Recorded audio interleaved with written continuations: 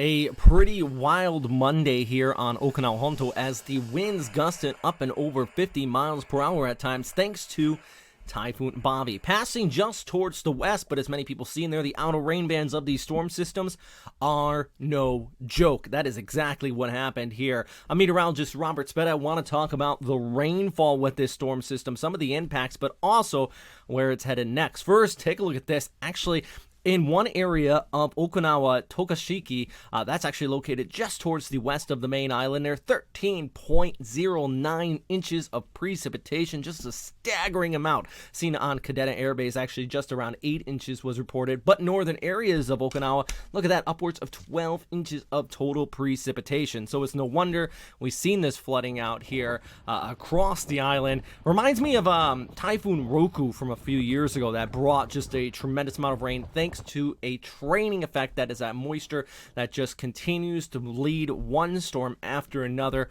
over the islands here, and that's pretty much exactly what we've seen. Also, go back to this graphic, had some winds gusting upwards of 77 miles per hour on Ishigaki-jima. That is that's nothing for that island, but it is important to note that we did get those typhoon strength gusts a few locations here. But now the center still wrapping up pretty nice, actually decent eye towards the northwest of Okinawa, but as it drifts towards the north, those winds are going to continue down in Okinawa and then start to pick up into the Korean Peninsula. In fact, this storm system still expected to make landfall likely towards the north and west of Seoul, so places like Kusan, Busan, you're going to be on the eastern side of it. Now, even though you're not in center circulation, that still does not mean you're not going to be impacted by the rain band, since the bulk of the winds are on the eastern periphery. Ask anybody in Okinawa, they're going to tell you that's the case with this storm, and that is often the case the further north it gets because the jet stream starts to tip it a little bit towards the right. So if you are out here, of course, the official agency is the Korean Meteorological Agency, and I'm sure you're going to be checking in with them. Plus, for military there, you check in with the military. But let's talk about this storm right now and the forecast, because as it does move towards the north, it is expected to move over very warm sea surface temperatures. It moves away at first from an area of shear until it gets closer to the Korean Peninsula, allowing it to intensify possibly up to a Category 4. That very well could be one of the strongest storms. I think that would be the strongest storm of 2020 anywhere in the world if it does hit that max forecasted intensity. We'll see if that does happen, but it just goes to show these storms are no joke. Take a look at this, though. I was talking about that wind field along the eastern periphery. That is stretching way out here, even at Minami Daito towards the east of Okinawa, getting some pretty good winds out of this as it starts to stir, and then eventually moves towards the northwest, thanks to an area of high pressure actually located over central Japan, keeping things still very hot and humid out there. Look at the bigger picture here, and let's watch our storm system move across the Korean Peninsula. I think parts of the DPRK still looking at 300 to 400, maybe even close to 500 millimeters of total precipitation. That is a lot. That is enough to cause some serious flooding. So I think one of the big news you're going to see in places like Reuters, CCTV, anybody that usually reports on the Korean Peninsula and international news, they're going to be talking about some very serious flooding out here. I just foresee that happening.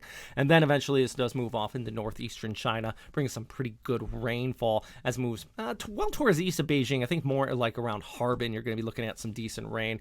But take a look at this. You just have that continued flow coming in from the south associated with that southwest monsoon. That's going to be impacted in Taiwan, maybe even western areas of Japan. And then everybody's asking me about this guy. Now, the GFS does pick up on something here, possibly spinning up, but there's just nothing too crazy at this point with any of the models. We take a look at the overall infrared satellite imagery. There is some convection here, but it's nothing that screams to me, at least at this time, that this is going to develop into anything significant. I mean, you got an upper level low right there. You can see it. That's going to provide any shear to just kind of disrupt this thing from developing into anything. But as we see, it's that time of year, so anytime you get a bunch of clouds clustered together in the Western Pacific, it raises eyebrows. So we're going to keep a close eye on it. I think this is always a smart idea. Anyways, if you guys have any questions, comments, or suggestions, please let me know down in the comment box below. Plus, big thanks to our friends at the Okinawa Typhoon Prep Facebook group. I asked for some videos to be shared, and lots of people chimed in. Hope everybody stays safe throughout this storm system, because it was just a tremendous amount of rain, some severe flooding, widespread power outages. Even some people got evacuation. Notifications, not orders. That's key. The notifications go out to everybody. Basically, if you think your house is going to flood, that you should get out. It's kind of a does situation, but JMA or the government's locally always. Anyways, if you have any questions, comments, suggestions, as I already mentioned, please post them down in the comment box below. Hope everybody stayed safe throughout this storm, and I hope if you're in the Korean Peninsula, you're going to continue to pay attention. I am in Florida, so I'm going to start to change my attention more so towards what's happening out here. We got Laura and Marco, dual storm systems here. They pale in intensity compared to Bavi, but still, you know, that's what everybody's watching here. So I'm going to start to talk more about that on my Facebook page if you do follow me there. Anyways, guys, stay safe out there. And as always, yeah, thanks for watching. I think it's the third time I said that. Yeah, I'm gonna hang up now. Bye.